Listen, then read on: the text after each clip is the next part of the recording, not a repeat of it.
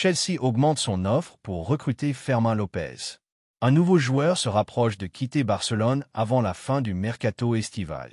Un nouvel accord résout la crise d'enregistrement des joueurs du Barça. Le président de l'UEFA se range du côté du Real Madrid contre Barcelone et Tebas. Déclaration de l'entraîneur de Chelsea concernant l'affrontement face au Barça en Ligue des Champions. Et avant de commencer, n'oubliez pas de partager votre avis dans les commentaires sur le groupe du Barça en Ligue des Champions. Et si vous êtes un supporter du FC Barcelone, n'oubliez pas de vous abonner à la chaîne, de liker et de partager. Chelsea augmente son offre pour recruter Fermín López.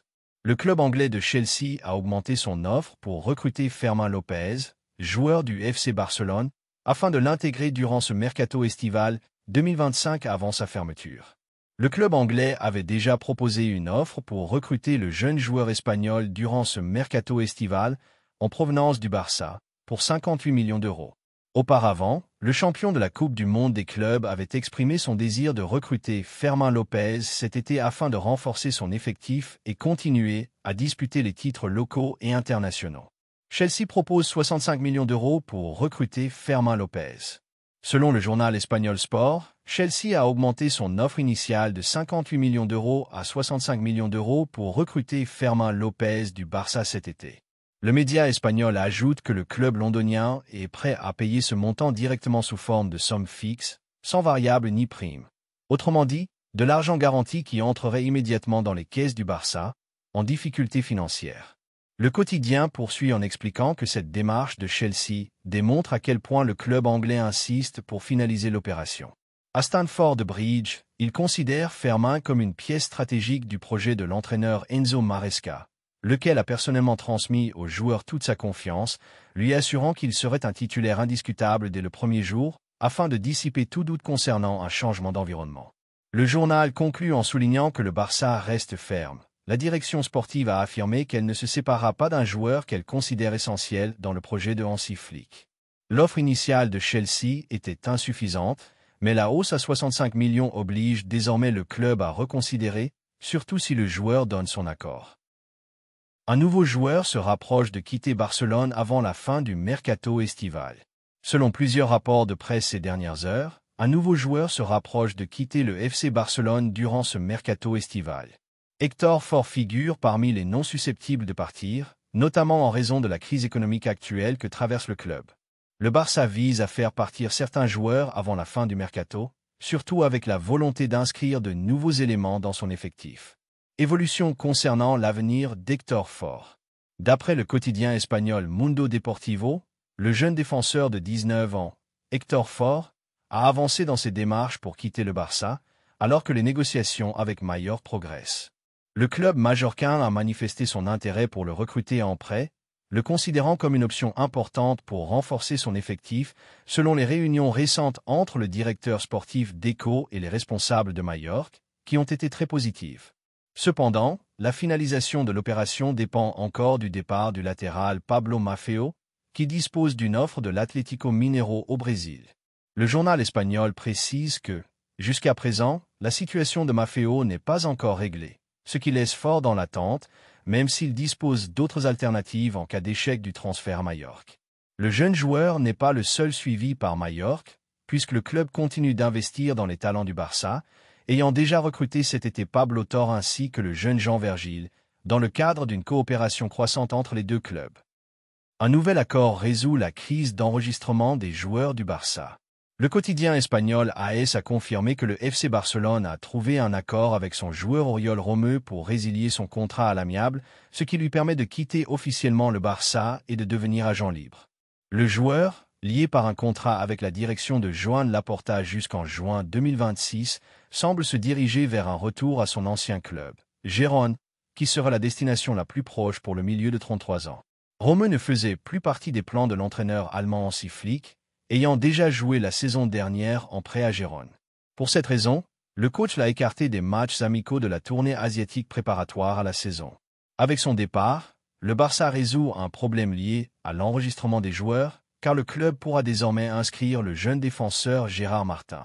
De plus, Flick pourra compter normalement sur le gardien polonais Wojciech Szczesny, dont le contrat sera enregistré à partir de la 3e journée de Liga contre le Rayo Vallecano. Selon Mundo Deportivo, la résiliation du contrat de Romeu permettra également au Barça d'inscrire le Suédois Rooney Bargi auprès de la Liga. Le président de l'UEFA se range du côté du Real Madrid contre Barcelone et Tebas. Alexander Efferin, président de l'UEFA, s'est rangé du côté du Real Madrid face à son rival Barcelone et au président de la Liga, Javier Tebas, concernant la tenue du match Villarreal-Barça à Miami, aux États-Unis, le 20 décembre, dans le cadre de la 17e journée de Liga. Efferin a déclaré aux médias belges Politico son opposition claire à l'idée de disputer un match hors d'Europe. Les équipes européennes doivent jouer leur match en Europe. Je vais certainement en discuter avec la FIFA et toutes les fédérations à ce sujet. Le président de l'UEFA a ajouté: « Je ne pense pas que ce soit une bonne idée, c'est contraire aux grandes traditions.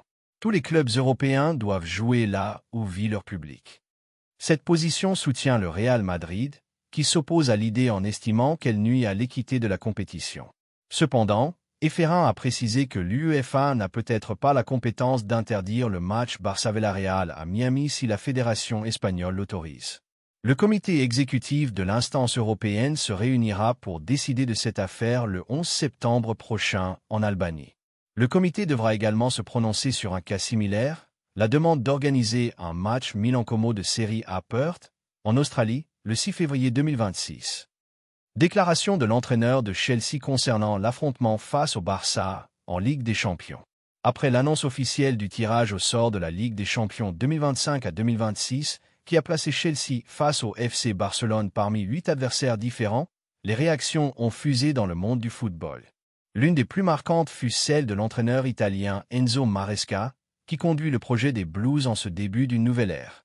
Maresca, arrivé à Chelsea pour reconstruire l'identité du club après des années d'instabilité, n'a pas hésité à qualifier la rencontre contre le Barça comme l'un des défis les plus difficiles et symboliques de la saison.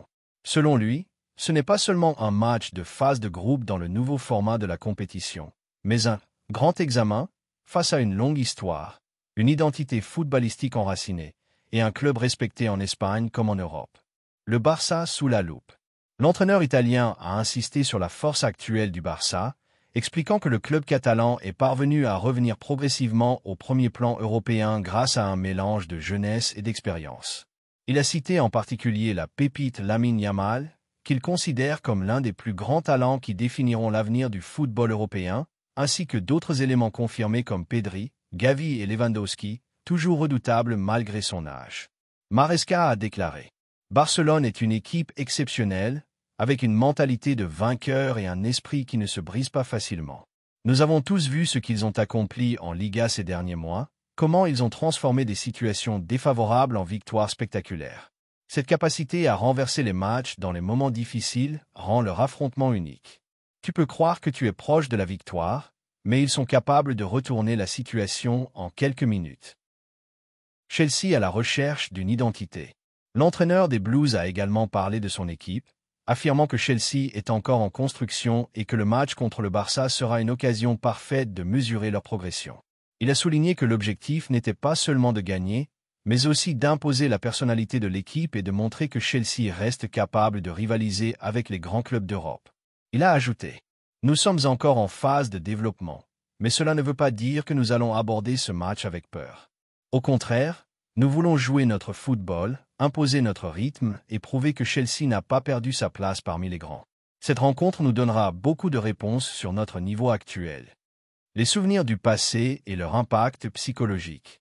Maresca n'a pas oublié le poids historique de cette rivalité, rappelant que les confrontations Chelsea-Barcelone en Ligue des Champions sont devenues des classiques de la compétition, du but légendaire de Lampard à la fameuse soirée de Drogba, en passant par la polémique arbitrale de la demi-finale 2009 jusqu'aux victoires marquantes de chaque camp.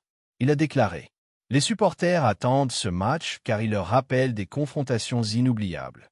Mais pour nous, le staff et les joueurs, nous devons nous concentrer sur le présent. On ne peut pas vivre dans les souvenirs du passé, ni les laisser nous distraire. Certes, il y a une grande histoire entre les deux clubs, mais le match de septembre prochain sera différent, avec de nouvelles conditions et de nouveaux joueurs, et nous sommes prêts à l'aborder avec tout le sérieux nécessaire. » Le nouveau format de la Ligue des Champions.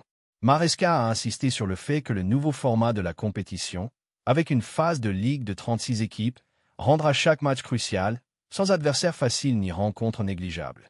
Il a souligné que ce système offrira une expérience unique aux joueurs, confrontés à des styles de jeu très variés, nécessitant plus d'intelligence tactique et de force mentale. Il a poursuivi.